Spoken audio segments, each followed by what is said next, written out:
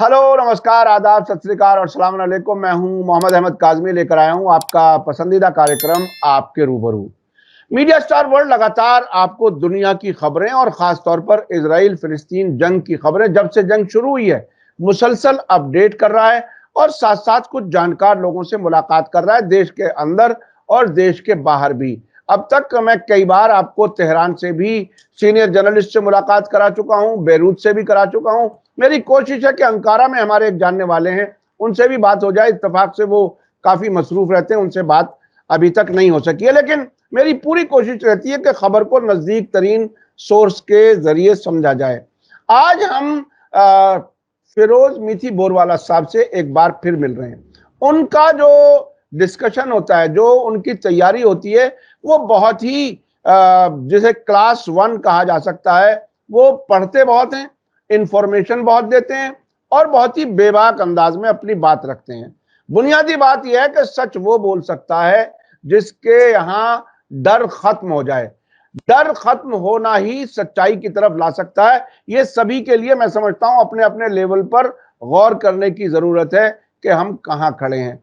बहुत लोग, मुझे याद आ रहा है कि पिछले दिनों एक साहब ने इंटरव्यू दिया, बहुत ही जोश में बहुत कुछ बोले और बाद में उन्होंने हमसे वीडियो हटाने के लिए रिक्वेस्ट की, चूंकि सच बोलना और उस पर बाकी रहना बहुत कम लोगों की हिम्मत होती है। मैं उनका नाम नहीं बताना चाहता, बहरहाल आगे बढ़ना चाहता हूं और बहरहाल हर आदमी की अपनी अपनी सोच है।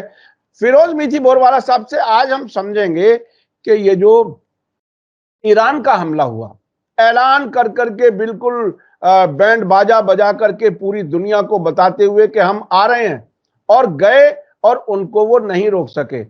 मीडिया में तो ये कहा गया कि 99% हमने सबको नाकाम कर दिया, लेकिन ये हकीकत है कि वहां के फौज के जो स्पोक्स पर्सन हैं, उनकी तस्वीर आई है जो ईरानी मिसाइल के मलबे के साथ खड़े हुए हैं।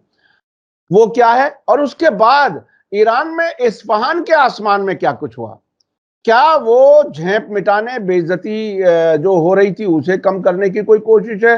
अब जंग होगी या नहीं होगी, ये एक बहुत बड़ा सवाल है। बहुत लोग हमसे जब पर्सनली भी मिलते हैं तो ये सवाल करते हैं, कमेंट्स में भी ये सवाल करते हैं। फिरोज मीठी बोरवाला साहब, वेलकम है आपका। मीडिया स्टार वर्ल्ड को आप वक्त दे देते हैं, उसके लिए बहुत बहुत शुक्रिया। आप ये बताइए कि ये जो कुछ हुआ, ईरान का हमला और उसके बाद इजराइल का हमला, हां या ना, उसके बीच में एक अजीब सा डिस्कशन हो रहा है, इसे आप कैसे देख रहे हैं? जी जी, पहले तो ये जो इजराइल का सो कॉल्ड हमला, इतना मजा क्या है कि बेनगिर जो जो कट्टर यहूदी मिनिस्टर है, वो बोले क्या हम लोग ये क्या वीक रिस्पॉन्स है हमारा। तो पूरी इजराइल मीडिया उसके पीछे लगे कि भाई ये तुमने क्या बोल दिया, क्योंकि अभी तक हम लोग ने पूरा क्लेम भी नहीं किया हमारा अटैक है, मगर इजराइल के अंदर इतना कंफ्यूजन है ये अटैक को लेकर, और इतनी बेशर्मी के अटैक किया उन्होंने कि मजाक बन चुके वो लोग। मेन मुद्दा ये कि एक्चुअली जो सुबह सुबह में उठकर देखा कि एक अटैक इसराइल ने किया है, तो पहले तो समझ में नहीं आया। मैंने भी लिखा कि वर्ल्ड वॉर 3 की शुरुआत, क्योंकि अगर इसराइल ने हमला किया तो ईरान का हमला आना ही था। मगर ईरान बोले कि कोई बाहर से हमला नहीं हुआ है, ये कोई इंटरनल मैटर है, वो देखना पड़ेगा उनको। फिर पता चला कि ये जो शादियों में हम लोग जो ड्रोन होते हैं ना, शादी के ऊपर हाइड्रोकॉप्टर बोलते हैं, ऐसा कुछ अटैक करवाया है मुजाहिदीन खल्क के माध्यम से इस्फहान वगैरह में। तो कुछ बहुत छोटी मोटी बात थी, मगर पॉइंट ये है कि ये जो खबर वर्ल्ड वाइड बनी, वो कौन सी खबर को छुपाना चाहते थे। वो दिन की सबसे जो बड़ी खबर थी, 18 जुमे की जो खबर थी, वो खबर थी यूनाइटेड नेशन सिक्योरिटी काउंसिल में पैलेस्टाइन स्टेटहुड पे वोट। और अमेरिका जानता था कि दुनिया में फिर से उसकी बदनामी होगी, क्योंकि 15 मुल्कों में से 12 ने पैलेस्टाइन के पक्ष में वोट किया, ब्रिटेन और स्विट्जरलैंड ने एब्सटेन किया, सिर्फ अमेरिका ने वापस वीटो किया। वो खबर ढकने के लिए ये पूरा तमाशा, इजराइल ने अटैक किया नहीं किया, उसी पर चर्चा चली दुनिया में, ये उनका मेन मकसद था। उसके पहले की बात है जो ईरान ने जो अटैक किया था, और 1 अप्रैल को इन्होंने हमला किया ईरानियन कॉन्सुलेट पे डेमास्कस में। ब्रिटेन, फ्रांस और अमेरिका ने इसको कंडेम नहीं किया। यूनाइटेड नेशंस में तक जब ईरान ने सवाल खड़ा किया, तब भी ये लोगों ने कंडेम नहीं किया। ईरान चाहता था कि सीज फायर हो जाए गाजा में, फिर भी मैं नहीं करूंगा, वहां भी वो लोगों ने तैयारी नहीं थी। इसलिए बाद में ईरान ने 14 अप्रैल को ये अटैक किया, और सबसे बात करके की। एक तो अमेरिका को क्लियर कर बोला कि अगर तुमने अगर कोई हमला हम पे किया तो तुम्हारे कोई बेस यहाँ बचेंगे नहीं। अरब मुल्कों से बात हो गई कि अगर तुम्हारे जो अमेरिकन बेसिस है तुम्हारे मुल्क में कहीं वहीं से अटैक हुआ तो मैं तुम्हारे देशों पे अटैक करूंगा। और उसके साथ उन्होंने सबके साथ बात करके कोऑर्डिनेशन करके 72 आवर्स 3 दिन पहले इजराइल को पता था कि ये आ रहे हैं। ये बोल के कौन करता है, कोई अलग ही किस्म का देश है। और इतना वेल कोऑर्डिनेट अटैक था ड्रोन्स का और उनके जो एडवांस मिसाइल्स है कि ये लोग देखते रह गए। और उसमें से इंपॉर्टेंट बात जो मिली कि अभी है कौन इजराइल के साथ। इजराइल को 4 मुल्क लगे उसको बचाने के लिए, ईरान को कोई लगता नहीं, ईरान अपने आप को डिफेंड करेगा। मगर अमेरिका, ब्रिटेन, फ्रांस, इजराइल और जॉर्डन, खाली जॉर्डन आया पिक्चर में। सऊदी का अभी तक स्पष्ट नहीं कि उन्होंने रोका नहीं, मगर जॉर्डन ने तो रोल प्ले किया था। तो ये 4 मुल्क ने नहीं इजराइल सर, की सऊदी डिफेंस। सऊदी का भी आ गया, सऊदी का भी आ गया कि उन्होंने भी मदद की थी। ओके, ठीक है, तो हाँ सऊदी हाँ। भी आया। तो अभी ईरान को एग्जैक्टली पता है कि कौन कौन से मुल्क, पूरी दुनिया को पता है कि कौन कौन से मुल्क इजराइल के साथ है और कौन नहीं है। तो कुछ चंद मुल्क है जो इजराइल के साथ है, बाकी का तो सब पैलेस्टाइन के साथ ही में, मेरा तो बोला है। दूसरी बात कि ये जो उसका पूरा आयरन डोम का जो हार्डवेयर सॉफ्टवेयर है उसका भी रीडिंग ईरान की इंटेलिजेंस एजेंसी ने कर लिया है कि कहाँ कहाँ से रॉकेट्स फायर हुए हैं जो आयरन डोम के, और उसको अभी नेक्स्ट फेज में उसको कैसे निपटना है। क्योंकि ये जो भेजा है उसका जो मीडियम रेंज थे, जो एडवांस मिसाइल्स है, अभी तक तो उन्होंने इसको छोड़ा भी नहीं है। ये तो पहला एक सिंबॉलिक अटैक किया है रेमोन बेस, नेटाविम बेस, और हिजबुल्लाह ने तो एक गोलान हाइट्स में भी एक रेडार सिस्टम पे अटैक किया था, इजराइल के रेडार सिस्टम गोलान हाइट्स में। ये 3 जगह पे हमला हुआ है। तो ये हमले से ईरान ने बता दिया दुनिया को और इजराइल को कि मेरे पास जो ताकत है, अगर तुम आज भी नहीं सुधरे तो अगली बार तुम लोग बचोगे नहीं। इसलिए ईरान ने उनको बोल दिया कि मैंने हमला कर दिया, अगर तुम हमला करोगे तो ये जो 12 दिन 14 दिन हम लोगों ने, ये चंद 12-14 सेकंड भी लगेंगे हम लोग को भी नेक्स्ट अटैक करने के लिए। ओके, तो इसलिए इजराइल जो एक पागल कुत्ता है बेसिकली, और तुरंत काटने के लिए भौंकता काटता है, इतने दिन के बाद भी वो कुछ कर नहीं पा रहा है। उसको समझ में नहीं आ रहा है, ना वो रफा में जा पा रहा है, ना ईरान पे हमला कर पा रहा है। तो दिखाने के लिए उसने सीरिया और इराक पे कुछ हमले कर दिए जो उसका रूटीन मैटर है, मगर ईरान पे हमला करने की ताकत औकात इजराइल की अभी नहीं है। ये खुद इजराइल के अंदर ये चर्चा है कि वो डर है, they are scared of Iran. और जॉर्ज गैलेवी ने भी बोल दिया है, मैं भी बोल रहा हूँ कि अभी ईरान को तय कर लेना चाहिए कि उनका जो न्यूक्लियर अपैरेटस है, एक न्यूक्लियर बॉम्ब की तैयारी करके रखनी चाहिए, क्योंकि इजराइल के पास न्यूक्लियर बॉम्ब के अलावा और कोई चारा नहीं है अगर उनको अंतिम अपना कार्ड खेलना है। ओके, तो मिर्ची बोरवाला साहब माफ कीजिएगा, मैं बीच में, चूंकि दर्शकों को फौरन इंफॉर्मेशन मिल जानी चाहिए इसलिए मैं बीच में रोक रहा हूं। पिछले दिनों ईरान के न्यूक्लियर गार्ड जो एक बॉडी है IRGC की, उन्होंने अपनी न्यूक्लियर डॉक्ट्रिन को रिकंसिडर करने की बात कह दी है। तो वहां रिकंसिडरेशन है, क्योंकि जाहिर है वो खुदकुशी तो नहीं करेंगे, वो अपनी बचाने का तो जरूर काम करेंगे। तो अच्छा, मैं अब एक चीज और समझना चाहता हूं। ईरान ने जिस होशियारी से इस हमले से पहले अमेरिका को और अरबों को होशियार कर दिया और यह कह दिया कि अगर हमारे खिलाफ आप हमले में शरीक होगे तो हम आपके खिलाफ हमले करेंगे, और उसका असर यह है कि अब अमेरिका खुल करके कह रहा है कि हम ईरान के खिलाफ किसी एक्शन में साथ नहीं देंगे। ऐसे वक्त में इंटरनेशनल कोर्ट ऑफ जस्टिस की तरफ से नेतन्याहू के खिलाफ वारंट की तैयारी की खबरें कुछ आ रही हैं। उसे आप कैसे देख रहे हैं? क्योंकि साउथ अफ्रीका ने जो काम शुरू किया था उसको लोग बहुत ही तारीफ कर रहे हैं उसकी। आप इसको कैसे देख रहे हैं? Actually international criminal court of justice से आ रहा है या इंटरनेशनल ICC आ रहा है, इंटरनेशनल क्रिमिनल कोर्ट से आ रहा है, ये एक अलग मुद्दा है। मगर international criminal court totally America के ताबे में है। उसका जो सदर है वो एक अहमदिया मुसलमान है, और उसको बिठा के रखा है ताकि इस किस्म के केसेस आगे बढ़े ना। तो पुतिन के खिलाफ तुरंत वारंट निकल चुके थे, मगर 6 महीने के बाद दुनिया के सामने जो नरसंहार हो रहा है, तब तक नेतन्याहू के सामने कोई वारंट नहीं निकला। मगर अभी वारंट निकलने की बात चल रही है, जिसका मतलब है, जो आप और मेरी पहली बात हुई थी, कि अमेरिका चाहता है कि अभी नेतन्याहू को निकाला जाए, एक रेजिम चेंज हो और कोई ऐसा सूटेबल लीडर बिठाया जाए जो अमेरिका के साथ कोऑर्डिनेशन में काम करे।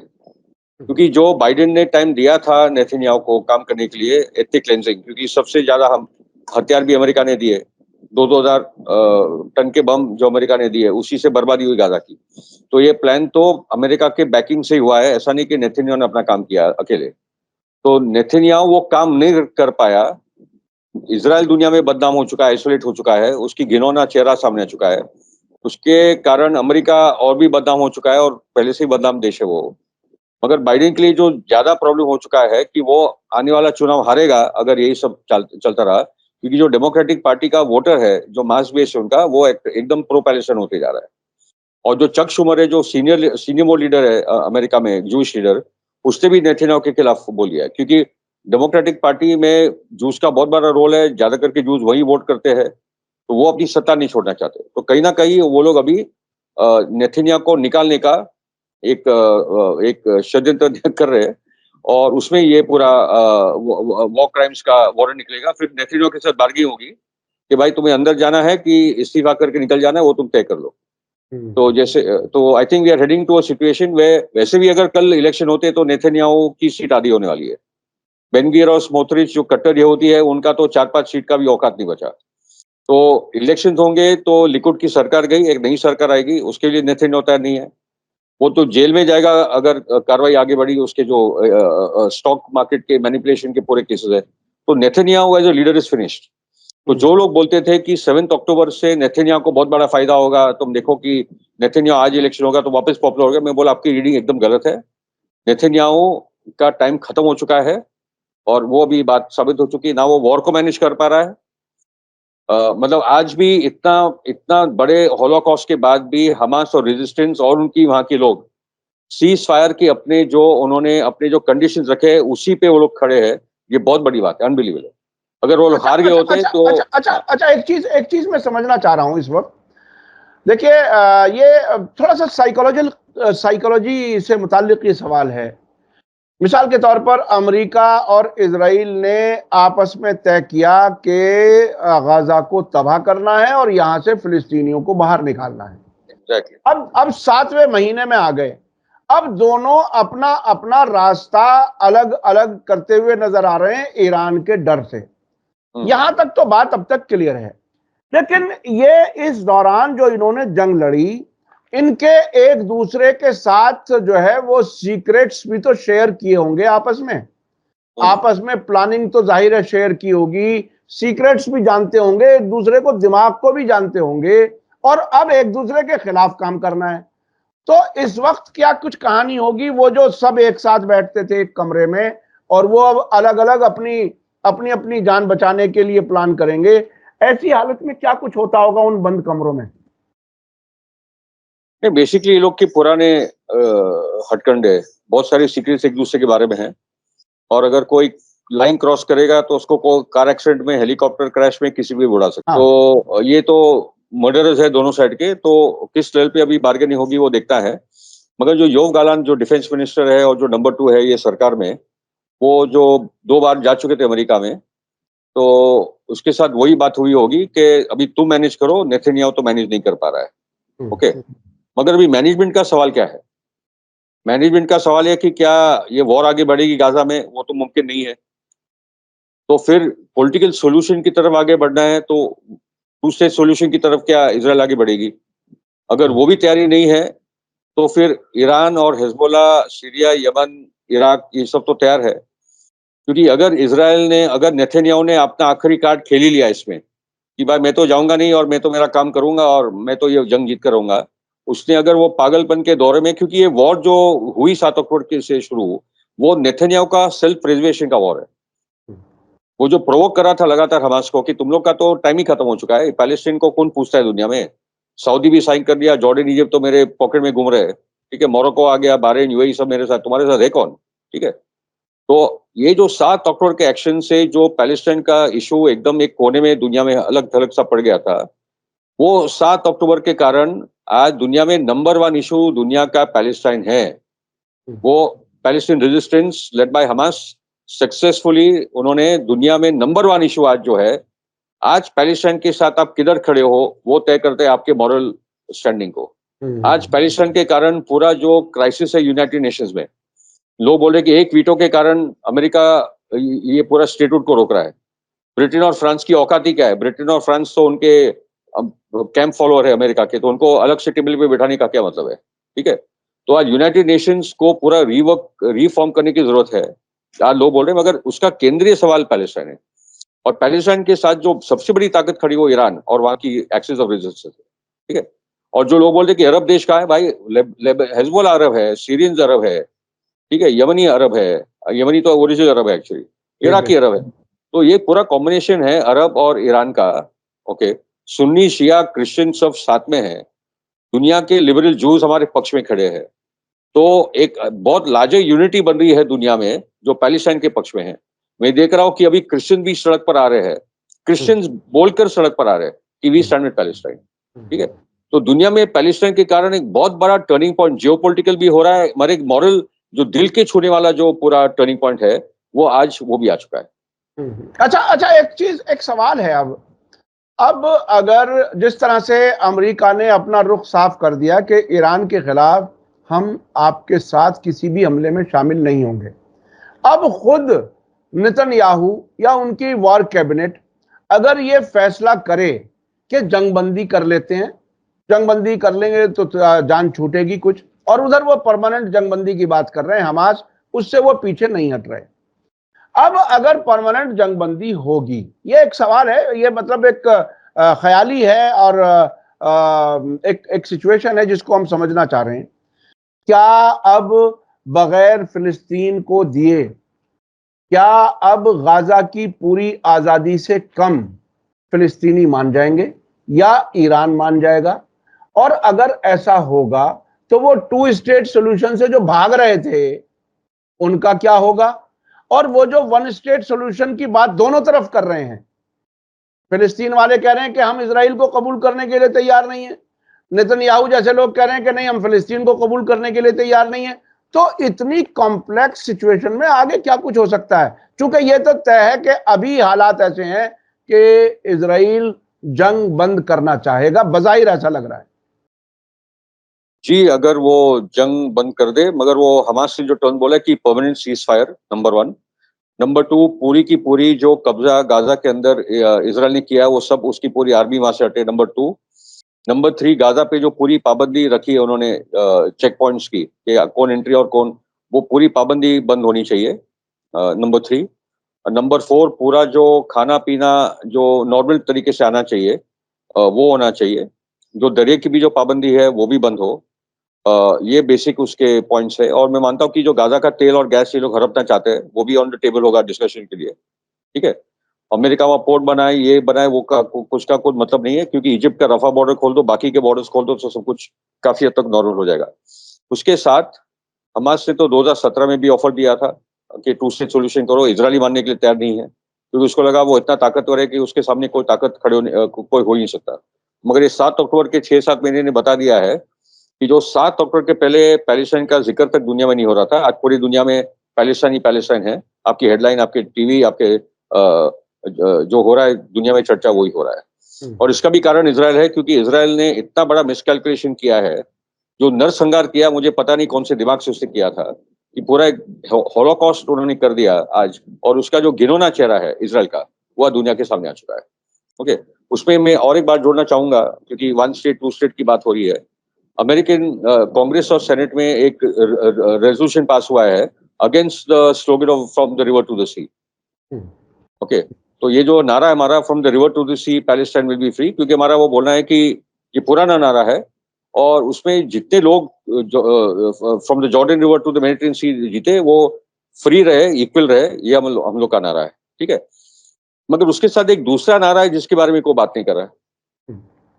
वो दूसरा नारा ये है, Israel from the Nile to the Euphrates.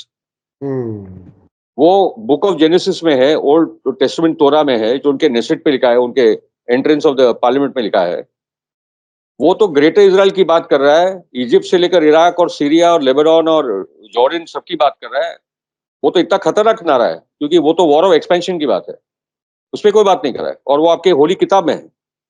मैं उसमें सर मैं मुझे मुझे मुझे कल ही बैरूत से बताया कि अब वो लोग जो हारेदी जो मजहबी कहलाते हैं और जो फौज में जाना नहीं चाहते, अब उन्होंने तौरा के ही रेफरेंस के साथ ये कह दिया कि अब जंग करना ठीक नहीं है। तो ये तो तौरा को अपने तरीके से जैसे जैसे इस्तेमाल करना चाहते हैं वो तो हर धर्म के लोग अपने अपने हिसाब से करते हैं, उसका कोई प्रॉब्लम। मगर तोरा पे बहुत गंभीर रूप से पूरी दुनिया को सोचना चाहिए। वो बहुत ही खतरनाक किताब है।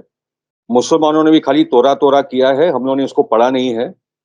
ओके, गाजा में जो नरसंहार हो रहा है वो पूरा तोरा के आदेशों पे हो रहा है। वो क्रिश्चियन जायनिस्ट नेथनियाहू के पहले बोल चुके थे। और ये मंडे को एक बहुत खतरनाक त्योहार आ रहा है called the pass over festival, जिसको मुसलमान भी नहीं जानता क्या है, हम लोग खाली सपोर्ट करते हैं पास ओवर को। ठीक है, जो मूसा नबी और फैरो में जो डिबेट हुए और जो 10 प्लेग्स आए, उसमें से आखिरी प्लेग था जो मूसा नबी बोलते हैं फिरौन को कि अभी तुम जो बोलोगे वो ही प्लेग तुम पे आएगा। तो फिरौन बोलते हैं कि तुम्हारे जितने हिब्रू बच्चे हैं फर्स्ट बॉर्न, मैं सबका कत्लेआम करूंगा। तो मूसा बोलते हैं कि अभी तुम्हारे साथ वही होगा। ओके, मगर मेरा और बाद में जो इजिप्ट के जो फर्स्ट बॉर्न बच्चे हैं सबका कत्लेआम होता है। पास ओवर का मतलब है कि लैम का लाल खून वो लोग हिब्रू लोगों के दरवाजे पे लगा दिया था कि अभी जो प्लेग आएगा, जो कोविड आएगा, वो कोई भी हिब्रू बच्चों को परिवार को अटैक नहीं करेगा। उसमें इजिप्शियन जो फर्स्ट बॉर्न बच्चे हैं वो ही मरेंगे। मगर मेरा बोलना है कि ये कौन सा खुदा है, कौन सा यावे है, कौन सा यहोवा है, कौन सा गॉड है जो इनोसेंट बच्चों को मारता है, चाहे वो इजिप्शियन हो या हिब्रू हो या पैलेस्टीन हो या कौन हो। ठीक है, वो त्योहार ही बहुत खतरनाक है। इसलिए ये किताब को मैं तो 1990 से बोल रहा हूँ कि तोरा से ज्यादा वायलेंट किताब दुनिया में है नहीं। और क्रिश्चियन जाइनिज्म और जूइश जाइनिज्म का जो बेस है वहां से आता है। क्रिश्चियन धर्म बर्बाद हो गया और बहुत सारा जाइनिस्ट का जो लॉबीज का काम है आज मुस्लिम कंट्रीज में पेनिट्रेट हो गए। इसलिए जाइनिस्ट आइडियोलॉजी, जाइनिस्ट लॉबी को समझना और उसके खिलाफ बोलना और एक्सपोज करना, उसको हराना आज दुनिया की आजादी का मुद्दा बन चुका है। जी जी जी, जो जाइनिज्म को समझना ये बहुत ही इंपॉर्टेंट है। लोग ऐसे गुजर जाते हैं, आरएसएस वाले तो ऐसे समझ लेते हैं कि ये हमारे भाई। नहीं, और अहमद कादमी भाई, हम लोग ये सेक्युलर लेफ्ट की बहुत बड़ी गलती थी। उनका बोलना था कि जाइनिज्म एक सेक्युलर आइडियोलॉजी है और उसका धर्म का कोई लेना देना नहीं है और उसके धर्म के कोई आधार नहीं है। रियलिटी है कि जूइश जाइनिज्म के आने के पहले क्रिश्चियन जाइनिज्म पैदा हुआ 1850s में। क्रिश्चियन जाइनिज्म की जो आइडियोलॉजी थी कि ईसा मसीह क्यों नहीं आ रहे, दूसरी बात जो ईसा मसीह आने वाले क्यों नहीं आ रहे, तो उनको बाद में जो उनकी जो समझ बनी बाइबल की कि जब तक जूस वापस होली लैंड में नहीं बसाए जाएंगे, ठीक है, तब तक और हैकल सुलेमानी नहीं बनेगा, जिसका मतलब है कि पूरे पैलेस्टीन आबादी को निकालो, ये दोनों मस्जिदों को खत्म करो, उसके बाद एक जूइश मसीह आएगा। वो मसीह आने के बाद जीसस क्राइस्ट आएंगे और जीसस क्राइस्ट बोलेंगे जूस को कि अभी तुम सब बन जाओ ईसाई, नहीं तो मैं तुमको मार डालूंगा। तो ईसा नबी जो प्यार मोहब्बत के पैगंबर है, उनको भी क्रिश्चियन जाइनिस्टों ने कत्लेआम करने वाला बना दिया। तो ये पूरी क्रिश्चियन जाइनिज्म की आइडियोलॉजी, जूइश जाइनिज्म की आइडियोलॉजी बहुत ही खतरनाक है। मैं पहला शख्स था इंडिया में जिसने क्रिश्चियन जाइनिज्म की डिबेट शुरू की थी, चर्चा शुरू की थी। लेफ्ट का उसका कोई नहीं था। लेफ्ट सिर्फ साम्राज्यवाद की बात करता था, इंपीरियलिज्म में बोला इट इज अबाउट इंटरनेशनल जाइनिज्म। ये साम्राज्यवाद का नया स्वरूप है।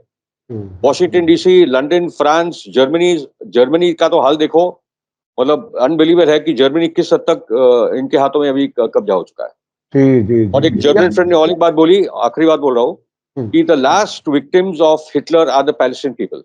उसने जो हॉलोकॉस्ट किया, अरे हॉलोकॉस्ट हुआ यूरोप में, यूरोप का उसका चुकाना चाहिए। बिल्कुल बिल्कुल। पाप कौन करेगा, उसका भुगतान कौन करेगा, क्या लॉजिक है भाई? हिटलर है फिलिस्तीनियों पर कत्ल का जिम्मेदार। बहुत ही इंटरेस्टिंग आपने मोड़ पर ले गए अपनी बात को। अब मैं वापस आना चाहता हूं वो मुल्क जो इजराइल को अपना खुदा मान रहे थे, वो मुल्क जो इजराइल को समझ रहे थे कि शायद सबसे बड़ी ताकत है, जिसमें बहुत से अरब मुल्क भी हैं, सऊदी अरब वगैरह का नाम आसानी से लिया जा सकता है, और हमारा भारत भी है। इनका क्या होगा जो इनका नकली खुदा अब गिरता हुआ नजर आ रहा है? अब वो एक पटाखा छोड़ करके बदला लेने की बात, अपनी इज्जत बचाने की बात कर रहा है। वो कहां चला गया? वो गुब्बारे की हवा जब निकलेगी तो इस गुब्बारे की हवा से हमारे मुल्कों पर भी कोई असर आएगा क्या? डेफिनेटली आएगा। आप देखिए कि 7 अक्टूबर का मोदी जी का ट्वीट, तुरंत उसने कर दिया था कि I stand with Israel and I against terrorism वगैरह। इस बार जो ईरान ने रिटेलिएटरी हमला किया इजराइल पे, मोदी जी चुप बैठे। उसको बोला गया होगा कि ऐसा भी भाई तुम ट्वीट मत करो, भारत को बहुत नुकसान हो जाएगा। ठीक है, तो पॉइंट इस के जो पूरी जय जयकार मनाई जा रही थी गोदी मीडिया में इजराइल को लेकर, अभी बहुत फर्क आ चुका है। वो भी शांत हो गए, उनको भी नहीं समझ में आ रहा है कि भी करे तो करे क्या। ठीक है, क्योंकि पूरी दुनिया की बैलेंस ऑफ पावर बदलती जा रही है। जो ग्लोबल साउथ के जो लीडिंग नेशंस है, Brazil, south Africa, Russia, Russia तो नॉर्थ में है, मगर जो ग्लोबल मेजोरिटी है, चाइना, रशिया, ये जो ग्लोबल लीडिंग पावर्स है, वो तो सब पैलेस्टाइन के असर खड़े। और मोदी जी और आरएसएस के कारण इंडिया एक लूजिंग साइड पे जाके खड़ा हो चुका है। ओके, और एक बहुत छोटी माइनॉरिटी के साथ जाके खड़ा हो चुका है। तो वो तो अभी बात समझ में आ रही है। मगर आज भी मैंने लिखा है कि तुम्हारा जो एंटी मुस्लिम नफरत है, यहाँ मैंने हिंदुत्व वालों को बोला है और मोदी भक्तों को बोला है कि तुम लोग का जो एंटी मुस्लिम नफरत है, उसको तुम पैलेस्टाइन के प्रोजेक्ट मत करो। ठीक है, वो दोनों अलग सवाल है। यहाँ हम लोग अपना we can talk to each other, resolve matters, है प्रॉब्लम दोनों साइड पे। मगर तुम्हारा ये नफरत को पैलेस्टाइन के साथ मत जोड़ो, क्योंकि पैलेस्टाइन बहुत ही एक पवित्र सवाल है। पवित्र because it is a matter of truth. वहाँ के लोकल लोग को, नेटिव पॉपुलेशन को, जो हमारे साथ अंग्रेजों ने किया था, वही ब्रिटेन ने पैलेस्टाइन के साथ किया। खाली इतना फर्क है कि उन्होंने यूरोपियन जूस को वहां बसा दिया। ऐसी कोई आबादी को हमारे देश में नहीं बसाया था। जब जाना था वो सब निकल गए। ओके, मगर जो इजराइल पैलेस्टाइन का सवाल है, वो एक यूरोपियन सेटलर कॉलोनियल मूवमेंट का सवाल है। मगर उसके साथ एथनिक क्लेंजिंग का एजेंडा जुड़ा था कि हम लोग जो नेटिव पॉपुलेशन है उसको तो खड़े के निकाल देंगे। मगर 100 साल के बाद ये पूरा प्रोजेक्ट फेल होता हुआ दिख रहा है। और मैं वापस बोल रहा हूँ, ये 4 साल की बात है। अगर इजराइल नहीं सुधरा तो वॉर होगी। अगर इजराइल ने हमला किया पास ओवर के बाद, क्योंकि नेतन्याहू बोल रहा है, क्योंकि नेतन्याहू शायद अपना आखिरी कार्ड खेल भी सकता है कि भाई मैं लड़ लूं, जो भी होगा होगा, क्योंकि वो डुबा देगा इजराइल को, यही आदमी डुबाने वाला है। ओके, अगर उसने ईरान पे हमला किया, ईरान बहुत बड़े पैमाने पे आने वाली है, वो तो सबको पता है। हिजबुल्लाह वहां से आ जाएगा। हिजबुल्लाह का तो क्लियर कट है। एक इजरायली जनरल भी बोला कि अगर इस बार हिजबुल्लाह आए तो वो तो हैफा तक आ जाएगा। वहां से सीरिया गोलान हाइट्स से एंट्री करेगा, गोलान हाइट्स तक सीमित रहेगा, वो भी इजराइल के अंदर आ जाएगा। जॉर्डन में फिर ऐसी ऐसी अपराइजिंग हो सकती है कि जॉर्डनियन आर्मी एक साइड पे खड़ी हो जाए और वहां की पैलेस्टाइन अवाम पूरी जॉर्डन रिवर के इस पार आ जाए। नीचे से तो हमास और ये सब साउथ से तो तैयारी है, और लाइन लगी है इजराइल के एयरपोर्ट्स पे भागने की already. So the point is के अगर आज भी इजराइल के मौका है 2 स्टेट सॉल्यूशन का, वरना उसके बाद एक ही स्टेट बनना है पैलेस्टाइन। और जो पहले था कि सभी धर्म के लोग एक साथ रहते थे और अच्छी तरीके से रहते थे। ठीक है, मतलब आपको एक छोटी कहानी बता दूं, जो ईसाइयों का सबसे जो इंपॉर्टेंट चर्च है, the church of the holy sepulchre, उसकी चाबी एक मुस्लिम परिवार को देकर रखी है। जी जी जी जी जी, मतलब ये है पैलेस्टाइन। ओके, कि वहां के मुस्लिम्स, क्रिश्चियन और जूस सेंचुरी से साथ में रहे हैं। छोटी मोटी घटनाएं तो परिवार में होती है, मगर ये बहुत ही एंशिएंट कल्चर है और बहुत दुनिया का एक हिस्टोरिक स्पिरिचुअल धार्मिक केंद्र है। ओके, और मैं तो समझ रहा हूँ कि उसी दिशा में हम लोग जाने वाले हैं। यानी वो एक ही स्टेट हो और फिलिस्तीन हो और उसमें सभी मजहब के लोग रहें। जायनिज्म का नजरिया नहीं होना चाहिए जो दूसरों को कत्ल करके, दूसरों के बच्चों को कत्ल करके अपनी हिफाजत की बात करता है। वो नजरिया मैं नहीं समझता कि दुनिया में कहीं भी चल सकेगा। जो बात आपने कही, बहुत बहुत शुक्रिया। क्या आखिर में आप कोई अंदाजा अपना बता सकेंगे कि अब गाजा जंग चलेगी या रुकेगी? It is up to America and Israel now. हमास ने अपनी बातें बोल दी है। Permanent cease fire, total withdrawal of all of Israeli army, total जो सब जगह से हम गाजा को कैद करके बंद कर रखा है वो पूरा खोलो। पॉलिटिकल प्रिजनर्स का एक्सचेंज, हमारे जितने तुम्हारे जेलों में बंद पड़े हैं वो सब प्रिजनर एक्सचेंज होंगे। और जो अक्सा पे जो खतरे हैं वो खतरे खत्म होने चाहिए। और finally sit down on the table for a long term political solution. और फिलिस्तीन की आजाद हो, इजराइल वहां बने और हम लोग को 2 राष्ट्र दे दीजिए। इतने के लिए हमास की भी तैयारी है। अगर ये होता है तो होता है।